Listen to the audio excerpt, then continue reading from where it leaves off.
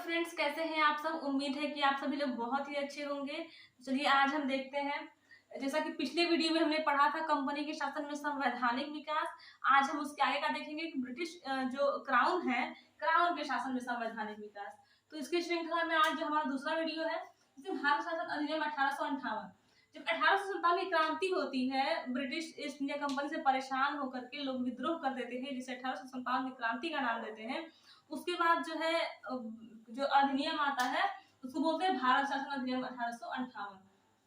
इसमें क्या होता है कि जो हमारी ईस्ट इंडिया कंपनी होती है, जो भारत में ईस्ट इंडिया कंपनी व्यापार करने आई होती है और धीरे धीरे राजनीतिक हस्तक्षेप करने लगती है, उसका शासन जो है बदल दिया जाता है और अब शासन जो है क्राउन के हाथों में आ जाता है। क्राउन यानी कि जो ब्रिटेन की महारानी होती है, उस समय महारानी विक्टोरिया होती है वो।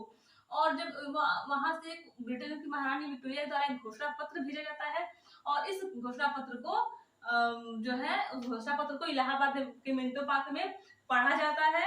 और ये जो है पढ़ने वाला, इनका जो घोषणा पत्र महारानी विक्टोरिया का पढ़ने वाला व्यक्ति था वो कैनिंग था। महारानी विक्टोरिया का घोषणा पत्र किसने पढ़ा? कैनिंग ने। कैनिंग पढ़ते हैं इलाहाबाद के मिंटो पार्क में। और जो गवर्नर जनरल होते हैं, जैसे 1773 के जो चार्टर एक्ट आया रहता है, उसमें गवर्नर का नाम बदल कर गवर्नर जनरल कर दिया जाता है। ऐसे ही जब गवर्नर जनरल का जो नाम है 1858 के अधिनियम से बदल करके वायसराय कर दिया जाता है। और वायसराय का मतलब होता है राजा का प्रतिनिधि। राजा का प्रतिनिधि। और एक भारत परिषद का गठन किया जाता है। इस परिषद का जो हेड होता है वो भारत सचिव होता है।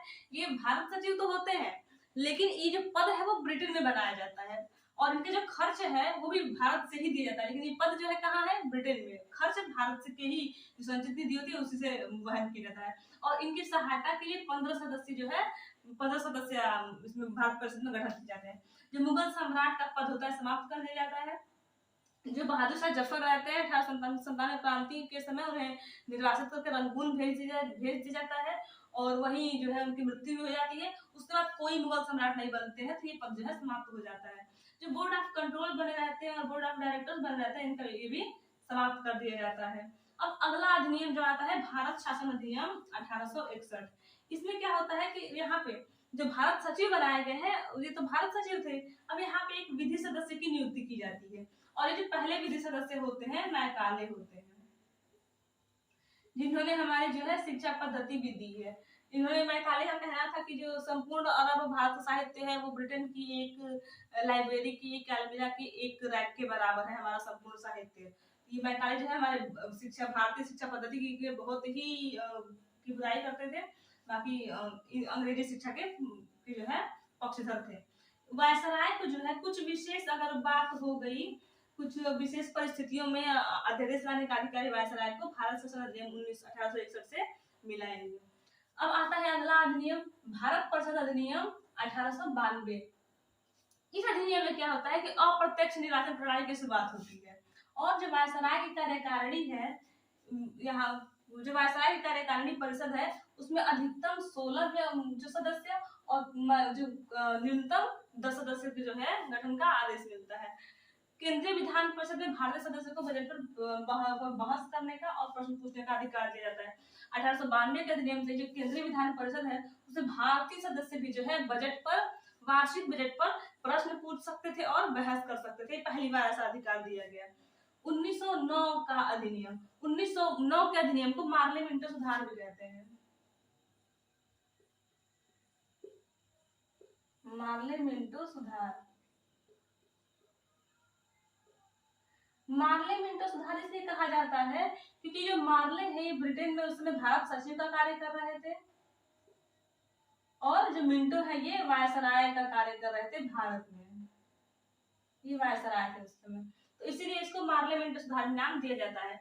जो यहाँ पे जो केंद्रीय विधान परिषद में केवल भारत से बजट पर प्रश्न पूछ सकते थे, बहस कर सकते थे। जो 1909 का अधिनियम से सार्वजनिक विषय पर भी प्रश्न पूछने का अधिकार भारतीय सदस्यों को मिल गया और मुसलमानों के लिए पृथक निर्वाचन की व्यवस्था करी गई यहाँ पे, यानी कि सांप्रदायिक निर्वाचन प्रणाली का भी शुरुआत हो गया। अब आता है भारत शासन अधिनियम 1909। इसमें क्या होता है कि प्रांतों में द्वैध शासन की शुरुआत हो जाती है, यानी दो तरह के विषय, एक आरक्षित और हस्तांतरित। जो आय की चीजें होती है, मतलब जो भी आय प्राप्त होती है वो आरक्षित में रखा जाता है, और जो भी कार्य होते हैं उनको हस्तांतरित में रखा जाता है। और ऐसे केंद्र में भी द्विसदनात्मक प्रणाली की शुरुआत होती है। उच्च सदन जिसमें अधिकतर जो है 60 सदस्य होते हैं, और केंद्रीय विधान परिषद में 145 सदस्य होते हैं। इसके आगे और 1935 का अधिनियम आता है, जिसके देखते हैं क्या होता है 1935 के अधिनियम से।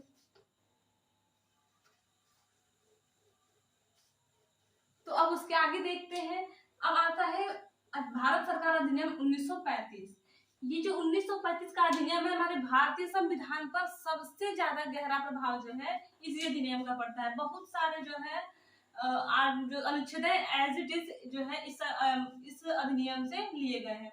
तो अगर पूछा जाए कि सबसे अधिक प्रभाव किसका पड़ता है भारतीय संविधान पर, तो अधिनियम 1935 का पड़ता है। जो रिजर्व बैंक ऑफ इंडिया है उसकी स्थापना जो है भारत सरकार ने 1935 से ही किया गया था, और जो सांप्रदायिक निर्वाचन पद्धति शुरू की गई थी उसका और विस्तार कर दिया जाता है। 6 प्रांत ऐसे हैं जिनमें 2 सदन बनाए जाते हैं, मैक्सिमम प्रांतों में एक ही सदन रहते हैं। तो इस जो 1935 के अधिनियम से 6 प्रांत ऐसे हैं जहाँ पे 2 सदन बनाए जाते हैं, विधानसभा और विधान परिषद।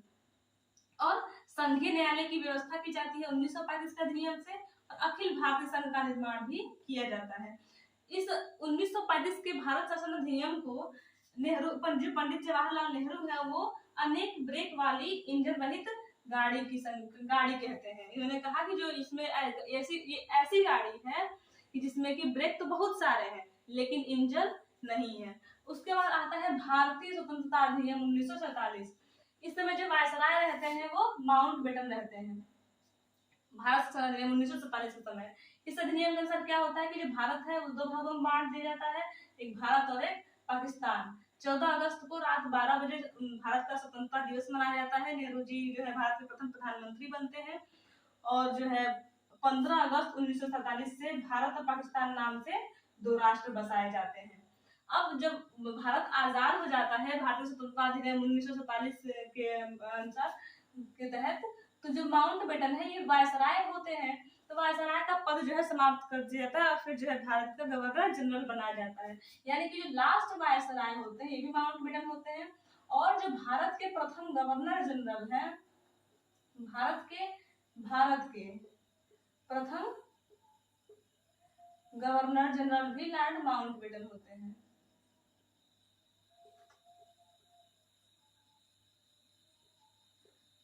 ये एक चीज है। तो अब इसके बाद जो है हमारे संविधान निर्माण शुरू होता है, जिसमें कि बहुत सारी चीजें हैं, तो इसको अगले वीडियो में पढ़ेंगे। अगर ये हमारे जो भारतीय शासन में भारत का संवैधानिक विकास है, ये वीडियो जो है में खत्म हो गया। अब जो है आगे पढ़ेंगे। अगर वीडियो हेल्पफुल लगे तो लाइक शेयर और सब्सक्राइब कर दीजिएगा आप लोग। Thank you.